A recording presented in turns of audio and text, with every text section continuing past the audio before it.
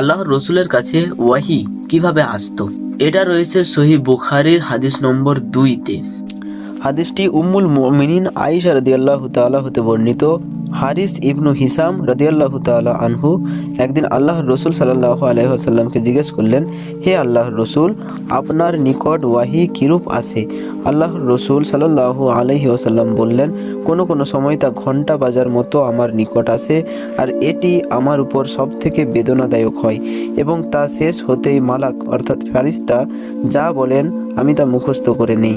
আবার কখনো মালাক মানুষের রূপ ধারণ করে আমার সাথে কথা বলেন, তিনি যা বলেন আমি তা মুখস্থ করে নেই। আয়েশা রাদিয়াল্লাহু তাআলা আনহা বলেন, আমি তীব্র শীতের সময় ওয়াহি নাজিলরত অবস্থায় তাকে দেখেছি, অর্থাৎ নবীজিকে দেখেছি। ওয়াহি শেষ হলেই তার ললাট হতে ঘাম ঝরে পড়তো। অতএব এখান থেকে আমরা বুঝতে পারি যে ওয়াহিটা যখন নবীজির উপরে আসতো সেটা কতটা কষ্টদায়ক হতো।